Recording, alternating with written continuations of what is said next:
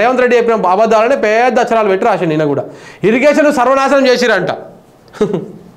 నీళ్ళ విషయంలో తెలంగాణకు అన్యాయం చేసిందే కేసీఆర్. నీళ్లను ఏపీకి ఎత్తుకపోయేందుకు సహకరించిండు. ఇంకొకటి ఏమన్నారు అంటే వీళ్ళు రాజీనామా చేయలేదన్నారు. ఈయన మాట్లాడితే ఏమంటాడు, పోతిరెడ్డిపాడుకు పొక్క కొట్టినప్పుడు రాజీనామా చేయలేదు, ఎవరు రాజీనామా చేయలేదు అంటారు. ఒకసారి చూద్దాం. నువ్వు అప్పుడు ఇట్లా బూట్లు నువ్వు తుడుస్తావు నువ్వు. అగో ఇక్కడ చూసిరా, అర్థమవుతుందా? 6 తెలంగాణ మంత్రులు రాజీనామా చేశారు 2005లో. అప్పుడు వచ్చినటువంటి వార్త. ఇగో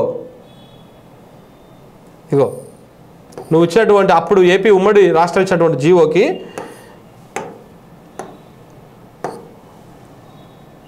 ఇదేంది? అచ్చా, ఏమో బొమ్మ వేసిరానా? ఓహో,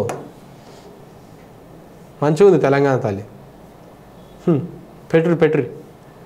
ఇగో 5 టీఆర్ఎస్ మంత్రులు రాజీనామా చేసిరని చెప్పేసి అప్పుడు ఏపీ గవర్నమెంట్ నుంచి అగో వార్తలు. అప్పుడు ఇవన్నీ కళ్ళు కనపడతలేవు. మరి ఇవన్నీ కనపడకుండా అన్ని అబద్ధాలు చెప్పుకుంటూ వచ్చాడు. ఇట్లా ఉంది కథ.